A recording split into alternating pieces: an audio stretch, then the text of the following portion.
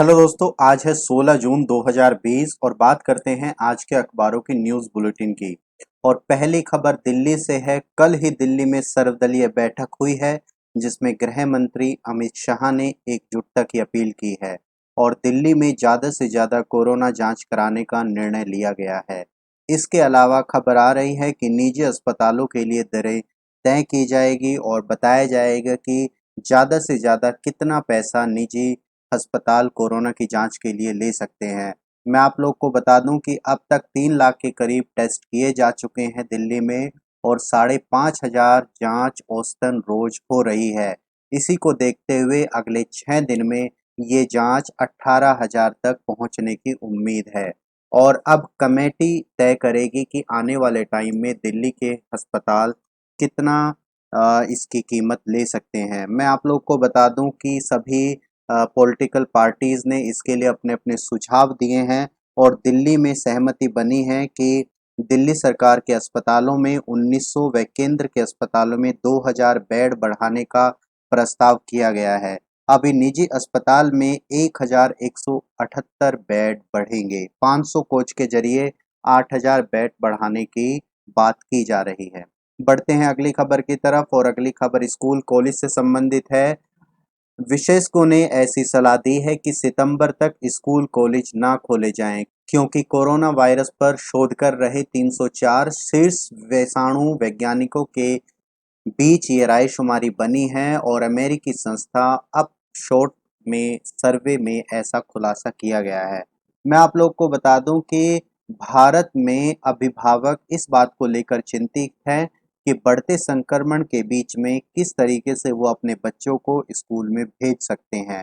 एक सर्वे किया गया है और उसमें बताया है कि केवल 10% पेरेंट्स ही ये चाहते हैं कि वो अपने बच्चों को स्कूल में भेज देंगे।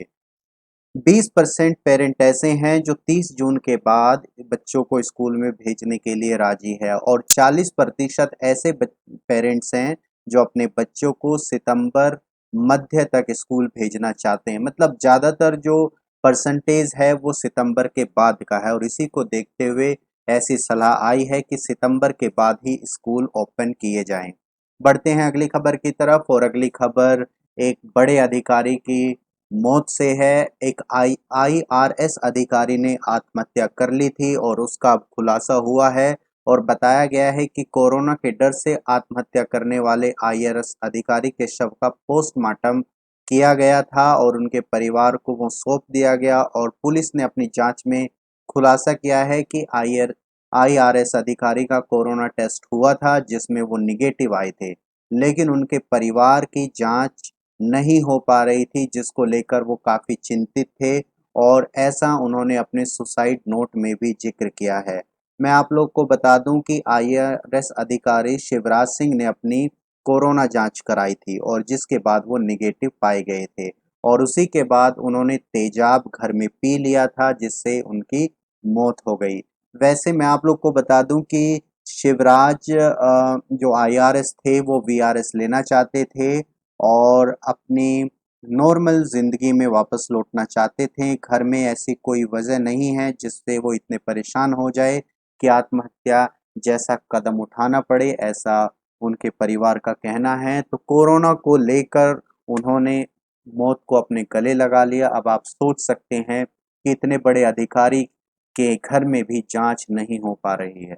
बढ़ते हैं अगली खबर की तरफ और अगली खबर जलवायु परिवर्तन से है। आने वाले समय में 21वीं सदी के अंत तक देश का औसत तापमान 4 डिग्री तक बढ़ जाएगा।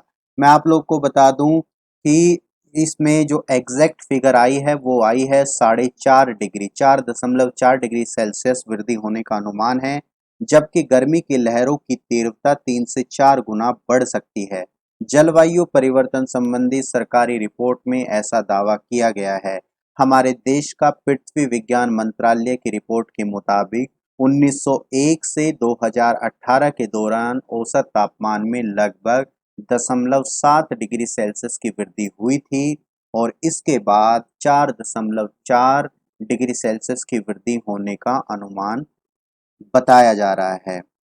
इसके अलावा कहा गया है कि रिपोर्ट के मुताबिक 21वीं सदी के अंत तक भारत के औसत तापमान में जो वृद्धि होगी उसको लेकर बताया गया है कि 30 साल की अवधि में सबसे गर्म दिन और सबसे ठंडी रात होने की उम्मीद है और गर्मी और सर्दी दोनों आगे बढ़ेगी। समुद्र तल में भी इजाफा हो सकता है क्योंकि हिमालय के जितने भी ग्लेशियर हैं वो गर्मी की वजह से पिघलने लगेंगे। बढ़ते हैं अगली खबर की तरफ और अगली खबर है भूखमरी से। झारखंड के पश्चिम सिंहभूम जिले की एक खबर आई है कि वहां आदिवासी जंगलों में चींटी खाकर भूख मिटा रहे हैं, जैसा आप लोग को फोटो में नजर आ रहा होगा। मनोहरपुर प्रखंड के सुदूरवर्ती पोसेता के पास एक छोटा सा गांव है जिसमें ये लोग चींटी पकड़कर खाते हैं और करीब दर्जन भर परिवार यहाँ रहते हैं, जिसमें शुरू सिरके, रोतो सिरके, इस तरीके के लोग शामिल हैं। मैं आप लोग को बता दूं कि ये लोग सरकारी योजनाओं के लाभ से भी वंचित हैं, इनके पास कोई कार्ड भी नहीं है, राशन कार्ड नहीं है, पर जब पेट भरने को कुछ नहीं हो तो मजबूरी में क्या कुछ नहीं करना पड़ता है। चींटी पकड़कर ये लोग जमा करते हैं, बाद में इनकी सफाई करके सब्जी बना लेते हैं। मच्छरदानी से ये लोग चींटी पकड़ते हैं और यहाँ की महिलाएं इस तरीके का काम करती हैं। तो ये हमारे देश की हालत हो रखी है।